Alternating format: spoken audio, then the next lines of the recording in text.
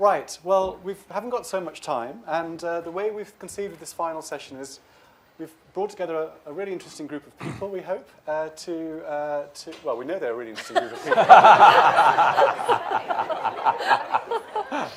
But we hope that these interesting group of people will generate interesting discussion for us all, because what we'd like to do, I think the idea is that we'll each talk briefly in turn about our responses to the last 2 days. The whole idea was that each of us would think a bit about some of the themes that have emerged of most interest over the last 2 days, and some of the themes and preoccupations that we might want to take, and the questions we might want to take forward in our research on landscape henceforward.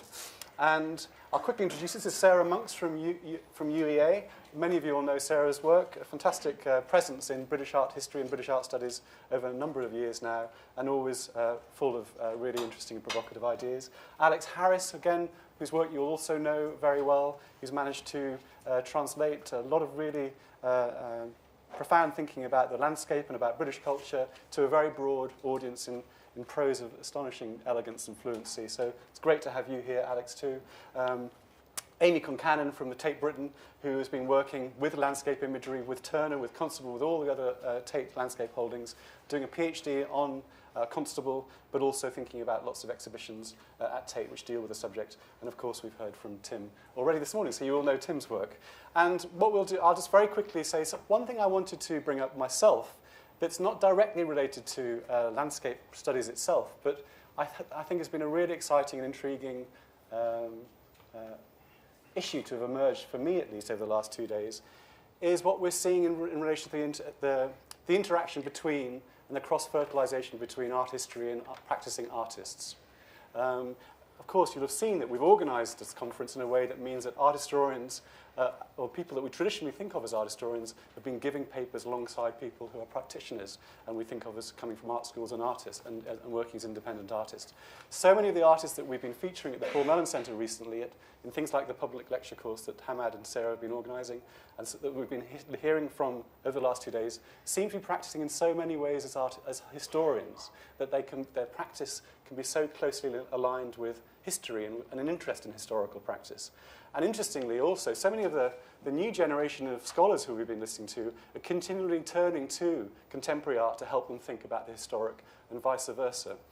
So I wondered if we could maybe have a thought at some point in our discussions about the interactions between art history and practicing artists at the moment, and about whether we're seeing the emergence of a new kind of interdisciplinarity. We talked about interdisciplinary studies a decade, 15 years ago. It was all about art historians working with literary scholars and with historians. We've seen so much of that kind of thing happening in our practice. But what's interesting now is that whether we're seeing a new kind of interdisciplinarity in which artists and art historians are seeing it as very natural to work alongside each other, to talk to each other, and to be present in conferences and events like this. That's one of the things that's emerged for me. Sarah. Okay, I wanted to pick up as kind of the beginning of my response to the conference as a whole on something that Nick, a sentence in Nick's talk, the last talk we heard, in which he said that the early 1970s was a time when landscape mattered. And it made me think about, as I've been thinking throughout these last 2 days, about how land and landscape matters now. So I'm responding to the provocation and the title, the abstract for the conference as a whole, in its, I guess, kind of call for precisely that, for thinking about landscape now. And so during the break, rather than queue up, I'm afraid, in the Mellon Centre for my lunch, I sat down and I had a look online to see what's going on in terms of land now, just what's in the news. So we've got kind of the continuation this week of the story about Manus Island in northern Papua New Guinea, which is a place where the Australian state has been relocating asylum seekers for the last 5 years, basically, to the Manus Regional Processing Centre, which they recently closed. The hundreds of male detainees there refused to be moved and have just recently, in the last few days, forcibly been removed and relocated. I don't know yet where. I couldn't find that yet. But basically, after all power, water, food and fuel supplies had been ceased, basically, to them. And after the Australian state had closed down any reporting of the situation there. So that was one story that made me think about, what we've been talking about, and perhaps particularly yesterday's papers about the post-colonial kind of dimension of landscape. There's also the story about Stoke-on-Trent Council. This is continuing to rumble, having proposed £1,000 fines for homeless people sleeping in tents in the city centre, which has been vocally supported by local business leaders on the basis that the behaviour and mere presence of homeless people in that city centre might undermine the economic value and viability of the city itself. So that's another story. Throughout it all, and my sense of what's really going on in this world, which seems, certainly in America, we're looking at a president who is a property speculator and developer of some magnitude. Land seems to be really fueling, actually, much of what's going on, and land value in particular in this country. Just a couple of days ago, a week ago, an important book was published by a writer called David Bentley, an economist, called The Land Question, Fixing the Dysfunction at the Root of the Housing Crisis, in which he talks about the whole process, the fact that it's land value that's really at the root of housing, of the problem of housing. And particularly this issue of the hectare, the fact that a hectare of land is now worth 100% more when it's used for housing rather than farming, okay, because of this what's called hope value, okay, that's given to land on top of mere land value itself. And what that requires, that hope value, is actually limited house building. House building needs to be restricted, especially affordable homes, in order that the value of land can be maintained. So actually right at the root of our economy, and in ways in which I as a renter realise, and somebody who may never own my own property, realises that it is land, basically. And it's fueling our politics, it's fueling our city, the social character of our city in an extraordinary way. So it seems to me as though actually we are now again perhaps at a time where land really does matter. As it did in 1973, it really matters now. Perhaps after a few decades in which actually it was personal identity which seemed to matter, clearly as it still does, but where landscape studies perhaps not kind of lost its direction, but maybe lost some of that fuel. So there's an issue there, I think, for us to consider actually about how this new environment actually in which we find ourselves might colour and shape the study of landscape art and imagery. To some extent, I'm thrown back into landscape then.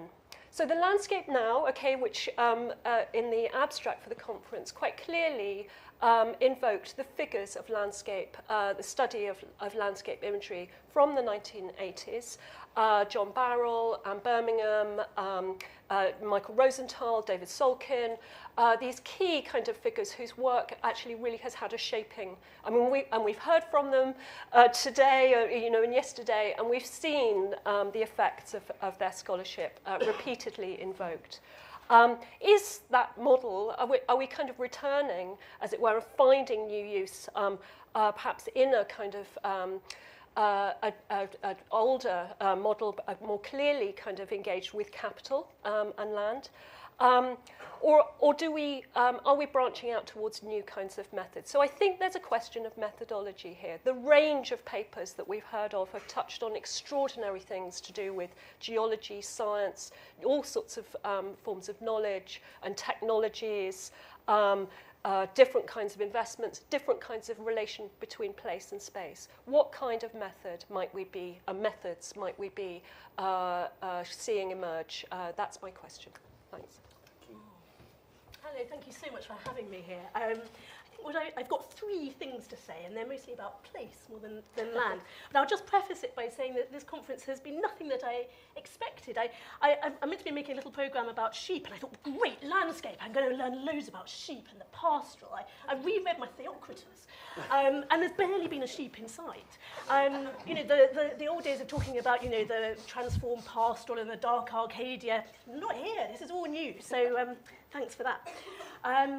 Number 1, point 1, is about how struck I've been by layerings and palimpsests. I think before this conference, I thought about layered landscapes in terms of geologies, and that was something that was beautifully brought out by Anna Reid, you know, talking more about how symbolic relationship to geology is expressed in Nash. But I realised more and more as the conference was going on how people were reading the layers of place in painting, so that Thomas Cole was coming to understand landscapes in America by layering Constable into them, and I started to think what what do you call it in art history? Intertextuality in art history.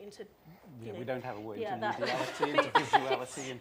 We don't have it. Allusion, when it comes to landscape, seems to me to be a method for making oneself at home, familiar, finding one's way, finding one's ground, and working out how this place is different. And I had in my mind all the time Patrick Wright pointing out something wonderful about Stanley Spencer, which is that when Stanley Spencer went to China, he looked around feeling very discombobulated. He couldn't get his bearings in China.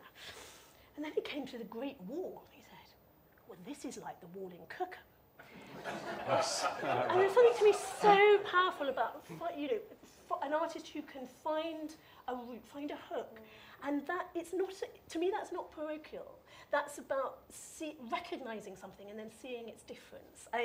And so I thought we saw that again and again in the talk about La Trobe, layering on 18th century watercolour techniques from England onto Virginia, in the shapes coming up through the carpets, the amazing carpets. So that's my first point. Second point's very short, and I just feel like I should say something about the Anthropocene, because it had to be one of the great themes of this conference, and I go away thinking a bit about David Mattis's Eccles Tower gently sinking, and thinking that the period that I've been especially interested in, the Second World War, has quite a lot to say to these times when we're thinking about the aesthetics of ruination. And I think John Piper's thinking about pleasing decay is as complex and politically probing as ever. You know, Piper's looking at bomb damage and thinking, is it okay to familiarise this by making it into 18th century ruins? And what happens when we look at flooded plains, flooded borough mumps? Is it all right is it our duty to make something beautiful about it? Because actually people have to live there. Or must one continue with a sense of disaster and catastrophe? So that's point 2. 3 is about how exciting it is to hear so much talk of the local. And in literature, this is where it's all at. I mean, the front table of Waterstones is stacked with books about local life. Adam Thorpe on Silbury, Tim Dee looking at one field through time, picking up that very strong tradition that comes through from Blythe's Aikenfield back to Gilbert White of Selborne. And a huge question here, I think, about what is the most legible and coherent form for the local? Is it a village? Is it a single garden? Is it nation? The pictures of the county map came up, and I can do that jigsaw puzzle rather well. I know my counties.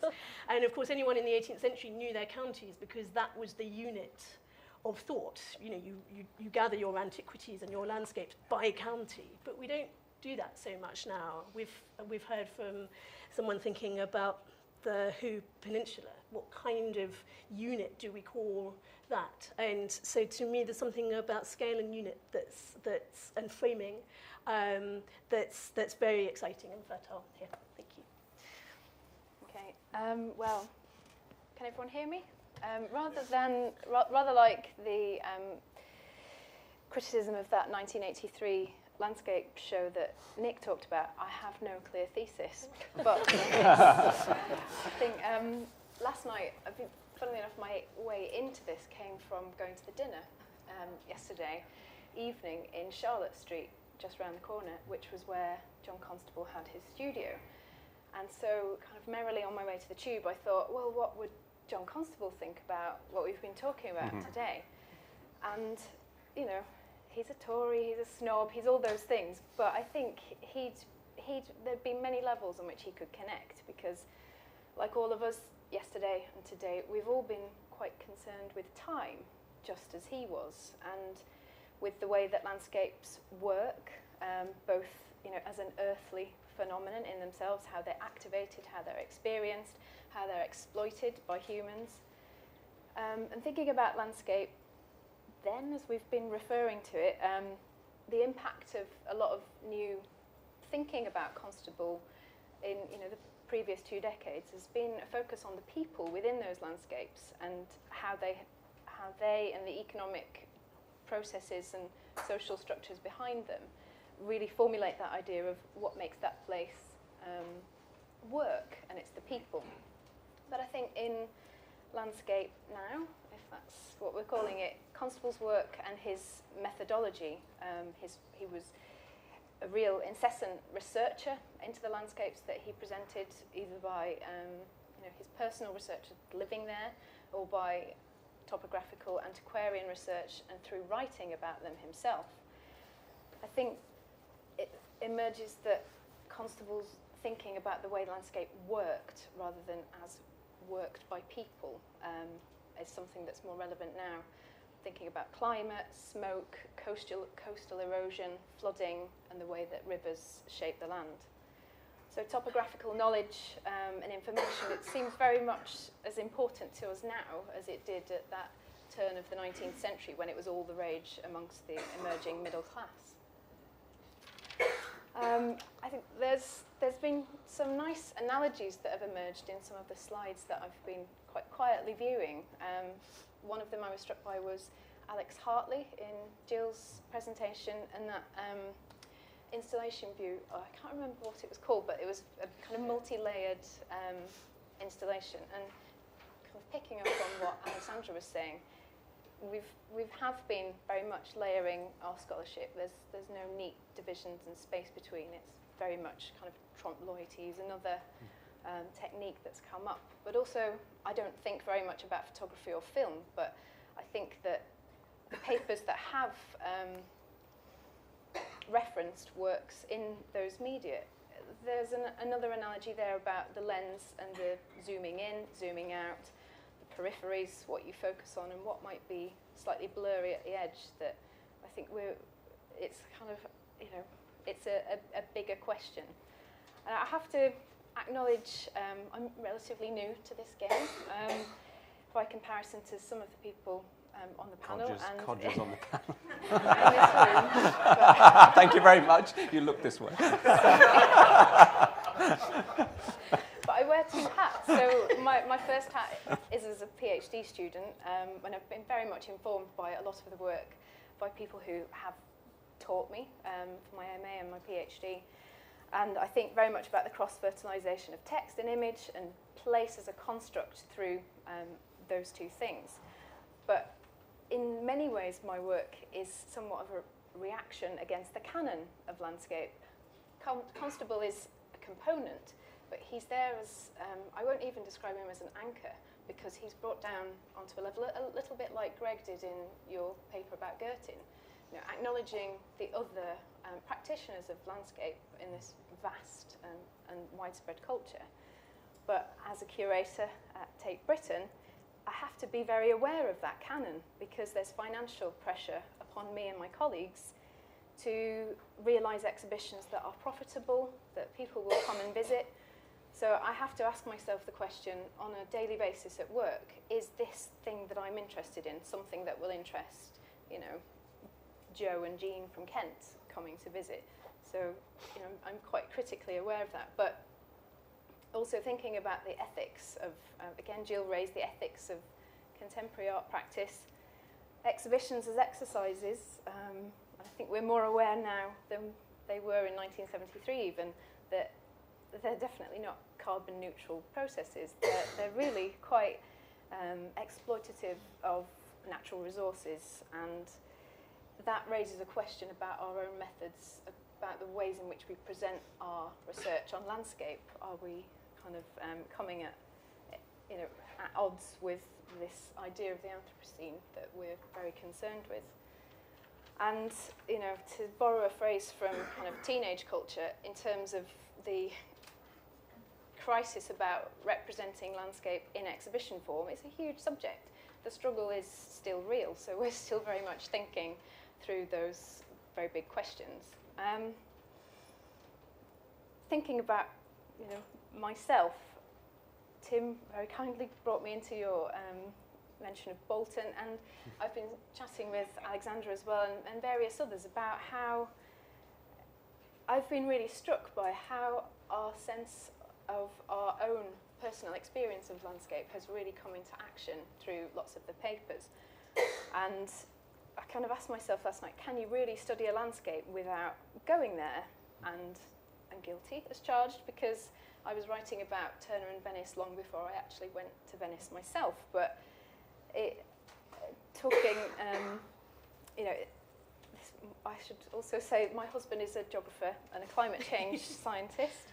And he was talking to me about this. He always talks to his students about experiential field work. And it seems that geographers and artists are really good at acknowledging that experiential field work that they do. But art historians, myself included, were a little bit shy about doing that. But personally, this summer, a 4-day trip to Bristol completely transformed the way that I was able to write about that landscape, because it just suddenly clicked. And I needed to go there to be able to interpret what I was trying to write about. The question's already been raised about media. The kind of key 3 points for me are about surfaces, signs, and the materiality of that media. And I think we're becoming more aware of the material components of the works that we're looking at in relation to the landscapes that they may be from or represent. And I was struck by Julia's reference to the baskets that were woven, using materials that were depicted in the landscape she was talking about. The Anthropocene, we've talked about that, but it's also made me quite aware that this idea of it being a term that stretches back, it doesn't have.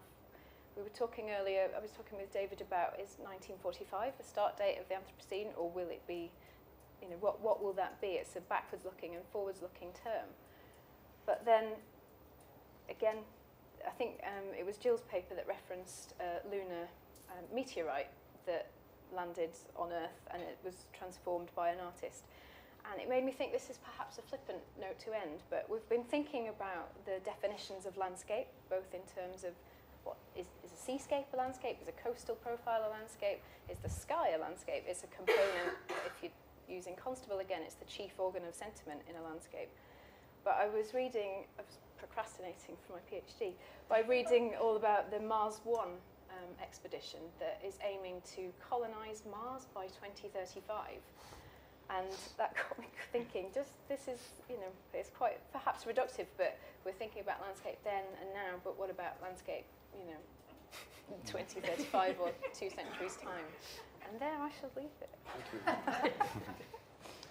Thank you. Well, great to hear all those comments. You've heard quite enough from me today, so I shall only say one thing, which is that Mark Cheetham used a most wonderful metaphor, which went by very quickly, which was that there was a ha-ha, I think it was you, between the contemporary and the historic historiography of landscape. And I thought that was absolutely brilliant, because Paul Mellon was smiling down on us thinking, at last, the field has returned to being a country estate with everyone in their place. But actually, I think the other metaphor that came to mind then was the image from the film that Anna Falcini showed us, where they were filling in with those amazing JCB diggers in the 1950s, filling in these channels in the in the Thames estuary. So what I want us to do is to take the JCBs from Anna's film and fill in the ha-ha that Mark mentally conjured up for us, because I think there are actually, although we talk about boundary crossing, we actually unconsciously restate these boundaries. And so, for example, who's standing on this side and who's standing on that side? You know, are we, as it were, in the country house looking that way, or are we among the oiks and the deer who are on the other side of the ha-ha, as it were, unable to look in? And for example, the positionality of indigenous voices, I think, is an absolutely key issue that came up in Julia and Rosie's talks, and I thought it was brilliant the way that both of them described speaking to people in the landscape in order to understand its processes. People who have either scientific or other cultural insights that the art history textbook won't give you. And that's one kind of boundary crossing that we can do, is simply to talk to people who are usually positioned on the other side of divides from us. And then, of course, to look at artists who themselves cross the ocean, you know, like Latrobe. That was really, really intriguing to see a British watercolorist suddenly finding himself in Virginia, or, you know, John Glover or Frederick Church with his notebook. The idea of the moving artist is as interesting. Perhaps artists moving across these boundaries is something which is particularly powerful at this moment. And I think transcultural and transchronological movement is also, it's really difficult. It's difficult to do methodologically, but you know, if we impose the ha-ha by saying, I don't know how to do that, or, you know, you need other expertise to do that, we actually sort of fence ourselves in ways that are extremely negative. So probably to place categories like British landscape under threat, under pressure, under erasure, and to think in ways that open up conversations across those boundaries seems to be what's been happening through the 2 days, and that's really exciting, and I hope we can all go on doing that. Thank you very much all. So, yes, we just want to open it out now to the audience and your thoughts, your perspectives on what you've been hearing. Peter? Just one technical point about ha-ha. They're meant to be invisible. I knew that was a bad idea. They're meant to be invisible. Yes, they are. They're meant to be invisible, so they should not constrain you from looking into the park from the garden, right, or the other way around. The danger is you can't cross them. It doesn't mean you can't speak to each other. Right, that's true. But what I wanted to pick up on really was a point that Mark made right at the beginning of his introduction, but I think was picked up by Amy and by you, Tim, too. And that is about the theme of developing the dialogue between art history and practitioners. And in this case, I'm particularly thinking of the landscape practitioners, people who actually change, manage, or make decisions about actual landscapes. Because that's the sort of field that I come from. I've long been interested in art history, but I've also been interested in the actual landscape. And it seems to me that one of the things that this conference has pointed out very clearly is the divorce between the level of debate and the vocabulary that goes on in art history and what goes on in relation to the management, change and development of actual landscapes. And I think sort of trying to bridge that gap between art history and the actuality of landscape is quite an important thing to consider. So I'll leave that one with you. Other points that have, other thoughts that have come up?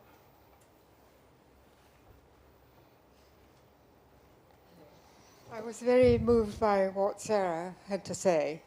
And I think she was talking more perhaps about land than landscape.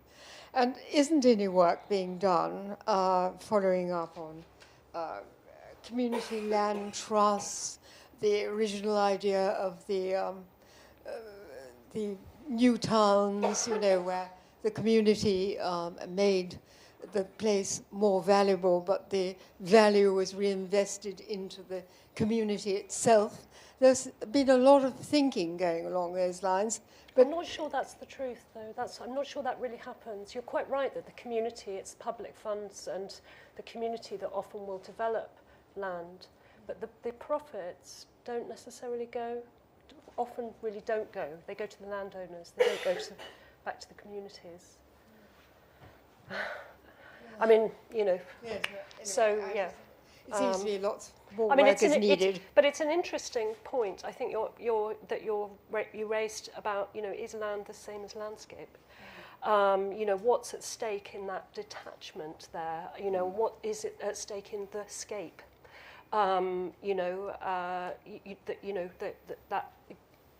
and making that kind of distinction. And I mean, I suppose what I'm saying is, do we really want to do that? And I think we've actually heard over and again over the last 2 days ways in which we perhaps don't. I mean, or what's at stake in looking at the land, the quality of and character of and the significance of land within landscapes. You know, so yeah.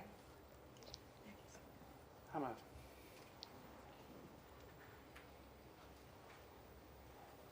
Just a couple of comments. I think some of the points that are being raised, or at least what I'm hearing, are actually questions of inhabitation, on how do we inhabit land, within what rules, within what confines, and you know, what sort of negotiation we do with ourselves or with others or with the land itself. And the other thing, I go back to that vertical painting, is actually of landscape as orientation. And landscape as orientation stays with us even in the digital world, because it's still the portrait of the landscape. And then thinking about the trance really as is the way of orienting ourselves towards what we see. I just wanted to lay that out there. Any other questions that people would like to address to the panel? Yeah. Make a statement, Andrew. It's a comment, actually. I mean, I was surprised not to see Boyle family more mentioned, you know, the slabs of landscape that are... But I think one of the things that really intrigued me in the variety of papers, and I thought that was wonderful, was in fact the idea that we went from the kind of microcosmic, from this small, that Jill was talking about, the small bit of lunar landscape found, to a kind of much more broader thing of this idea of not what is the landscape, but what does the landscape say about us, and the subjectivities of landscape. Because yesterday it seemed to me, you know, I'm very much an urban animal, and I don't really like the countryside very much. And I don't, in a sense, the way the codings of the art world currently are much more dominantly urban experienced, urban marketing, urban whatever, whether it's transnational or transglobal. And so the subjectivities of the urban landscape seem to me to be something which is a much more urgent and pressing question, not only for myself but also for artists, perhaps in terms of the economics of studio space, which is what Sarah referred to, but also this idea of the palimpsestic landscape showing lost moments, like the LGBT community losing venues, or people losing parklands, or particular claims to landscape that come through. These are very urgent problems, and I think many contemporary artists attempt to engage with that, perhaps through the kind of strategies that we talked about before, you know, that were mentioned yesterday, perhaps through kind of more resistant to capital strategies, but certainly by reinforcing that, whether it's through the technologies of film or Google Maps, as in the Farm paper yesterday, that somehow the landscape comes to us already complexly written, subjectively speaking, how we unravel it, and how we unravel it through those technologies of mapping and locality.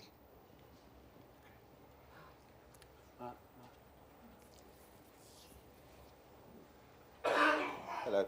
I've got a question. I mean, it's a theme which has been apparent over today and what I've seen of today, and I think kind of more generally, perhaps in kind of landscape studies specifically, but also perhaps in the discipline more widely, which is around, Amy, what you call experiential field work, about first-hand experience. And this clearly arises, I guess, in kind of disciplinary crossings between geography and art history, and art historians end up being geographers and walking in the landscape and going, oh, it looks like that, or it doesn't look like that, or it's Turner got the river wrong. It arises in a different way when contemporary art writing and art history cross or interchange, that we actually go and talk to artists or practitioners and we hear what they have to say and usually believe them. And the question which arises is, does the panel think that there are risks and losses in this as a development as well as gains, and what they might be?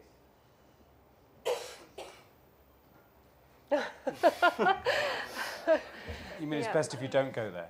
All I Very can say is loaded. I've spent a huge amount of Yale University's money on taking students to places to see things, but not just to see things, but actually to be there. And the general consensus is that this actually does materially affect the way that you understand, and partly through the business of the journey, for example, and even if it's by completely different means from what it might have been in 1780. Nonetheless, I actually think it is enormously influential in the way that one understands an object, particularly maybe an object that has itself moved. So we're familiar with objects in the imperial collections in this town that have come from places. We naturalize their presence here. But in fact, to see the original location of an object which was looted, for example, is absolutely central to understanding that object. So I think you can fool yourself into thinking that you really understand a place because you've been there for 3 days, and that is a problem. But it's better to have been there for 3 days than not at all, I think. Yeah, I just think there's such a rich number of different literacies needed to read a place. Yeah. And it's just really humbling, I think, to stand in a field and think, right, I actually don't know what the geology here is. I don't know. I tried to learn the different quarries in order to work out how a church was made. And after about 2,000 pages of reading, I had missed the key quarry. And I just realised, my students can't tell the difference between a sash window and a Casement. And it's not sort of glamorous, that kind of knowledge. But it seems to me to be absolutely core to that experiential kind of method that we teach ourselves some of that, and also recognise how much we don't know about what made that field that we're standing in, or that street. And it's why practitioners working in the tradition of Boyle family, perhaps, who are very good and willing to put down a quadrant, as it were, and say, I'm going to look at everything in this space, rather than shaping it themselves. It's the sort of the opposite of landscape shape, isn't it? It's taking that almost arbitrary space in order to say, what is here? What of human life is reflected in this landscape of past time? And I think that's a really valuable relationship with practitioners, actually. Yes, Jill.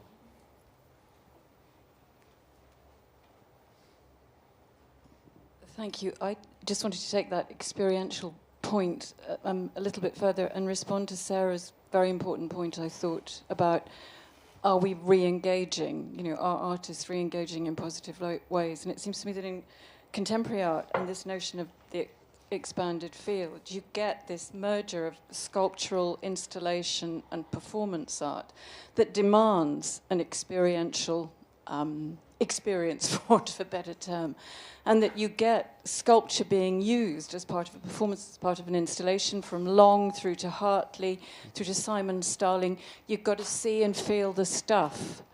And that demands an engagement, a physical engagement, that is also designed to encourage a reflective and critical take on some of the issues that surround your very important notion of land, whether it's about migration, identity, ownership, and so on. And this is one of my arguments that I probably didn't make forcefully enough, is that I do believe that this, amorphously called expanded field has huge potential to engage us in ways that, maybe painting and prints have not had quite the same, that they demand that we go to the spot. These works demand that as installation art, which is often known as a kind of living art, that we work through it, we work with it, we enjoy the performance, we experience it, which is what I was trying to get across very inadequately in relation to Hartley's work. And it seems to me that in contemporary art there is enormous potential for getting us to rethink what is important about landscape and what we Yeah, what we mean by it. I'm sure, and I mean, just to follow on from that, Jill, I mean, I would say that perhaps, you know, we might think too that we can take or develop some of the theoretical approaches that we might need to engage with historical landscape imagery as well from the very material itself, perhaps. You know, I mean, I think particularly of the way in which, you know, I mean, you've been part of it, the scholarship on portraiture, you know, in the last kind of 20 or so years has been enormously rich and sophisticated in its deployment of portraits and of, you know, I mean, issues to do with kind of biography and selfhood and subjectivity that arise from them in order to kind of theorize those works, you know. And so, yeah, I think it's really interesting that what we seem to be seeing here, you know, in this range of papers is each point a kind of, kind of different way of re-engaging and reading material and seeing what comes out of it that, you know, I think is really hopeful. So, yeah. Yeah, and this is not to devalue any particular media, but to just, in a sense, celebrate the potential, I think, in new media, of messy stuff that we have to engage with and feel and walk around. Can I send the question back to you, Martin? I mean, you suggested gains and losses, but can you suggest? I mean, you want to articulate what you think the losses might be? We talked about the gains of this, and what are your anxieties about it? Well, I suppose the first thing which comes to mind is that does this mean that our priorities in terms of the areas of interest in the history of landscape art or landscape imagery takes a certain course? I mean, it seems that you know, what we're interested in are only certain kinds of landscape which we can match against a real landscape or experience for ourselves. Of course, you know, there's other kinds of landscape, and they are landscape. They're not topographical, or they don't. Yeah. So that kind of raises the question about that. There's also the question about fetishizing the moment of production, as if that is authentically rooted in an experience, whereas we know, you know, that's not how artists worked in the past. We know Turner painted the Himalayas, right? You know, he didn't go there, as far as we know from, you know, years and years of Turner studies. And it also, is there a risk that it takes us away from that moment of reception, remembering that most of these landscape imageries, you know, over time were seen in an urban context, in an art gallery, in an exhibition, you know, far removed from the rural scene and far removed from the landscapes that they actually refer to. So, I mean, those are among the questions which come to mind. I mean, but I suppose primarily is that are we involved in by rooting our interpretative priorities in relation to a notion of authenticity or the expectation of some kind of authenticity, which may be kind of very critically, carefully handled. Does that involve an editing of the histories that we face with landscape art? Any responses to those thoughts? A tiny one that you mentioned the danger of reading back into place things which were actually displayed in urban settings. But the opposite can also be true in that I think it's worth looking more at the regional artists who, you know, lived in Lewis and were also sign painters. And if, you know, by going back into the film and thinking who was painting, who really knew this landscape, and thinking about pictures hung locally, a sort of new canon opens up within a particular area. You need to know a landscape well in order to paint it. Yeah. That's it, yeah. At a historical moment for those audiences that you're addressing. Well, it's a different knowing. I mean, Housman wrote the most beautiful poems about Shropshire without going to Shropshire. Ali Smith's just written a novel on Cornwall without going there. But Ali Smith has looked at Barbara Hepworth a lot, who was there. So I think at some level there's always a deep attachment to place, and it might be that the greatest art about it is at a double or triple remove from it. Yeah. Well, there was mention of neo-romanticism yesterday, and I sort of feel it in the air. I feel it in the air. Yeah. Just to add to that, I was quite struck by a question that Rosie asked yesterday, because she said, I think this is right, you asked whether our landscape's always about things that are lost or in the process of being lost, but the thought that immediately occurred to me was that half the time they were never there in the first place. So we do have to, you know, your work on John Martin springs to mind. It's all about construction, and Constable definitely mastered the art of construction just as much as Turner did. But then, I hate to end on kind of political technical note, but Go on, go for it. also, I mean, I would love to have been, go on your field trips, but it also occurred to me about there's a economics of access in terms of Absolutely. funding and Totally, who can Yeah. study what. And Well, if and we're it's gonna also to do, prioritise yeah, that, I mean, disciplines, you might say, I might say, are at stake. I mean, the humanities, the arts and humanities, you know, that, I mean, much as I might see some value in the experiential as part of the kind of research and interpretation and understanding of landscape imagery, you know, we are, as Martin's, you know, pointing out, you know, dealing always with fictions, with you know, occlusions, with stories, with, you know, compositions in one way or another, and yeah, I would worry about needing to apologise for emphasising that. Yeah. You know, in the face of perhaps an impetus or, you know, somehow an expectation that the real and fact is somehow a prior kind of, you know, concern. So yeah, I hear what you're saying, Martin. Other thoughts? Any questions, comments, observations before we finish off? Oh, it's 6 o'clock. God. Wow, that's the most important observation I should have made. Sorry, and not being very BBC or Channel 5. Okay, so. Well, I just before we all shoot off, can I ask you first of all to thank the panel for their thoughts?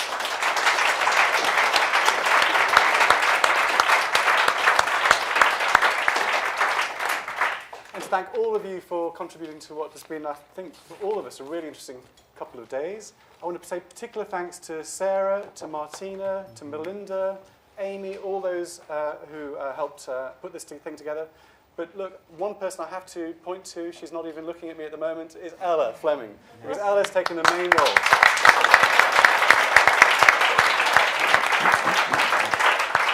And I know we've had some slight hiccups once in a while, but I also want to say thanks to Josh and Miloš for helping us out with sound and vision.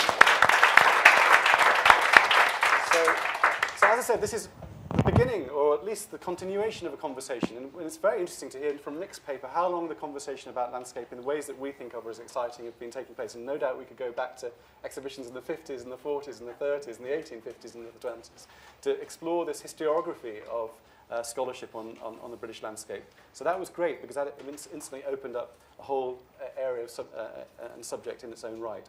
But as I said, there's going to be plenty of other opportunities to think about, talk about, look at, and write about landscape over the next few years. So I hope you continue joining us for all those events in the future. And so thanks very much indeed.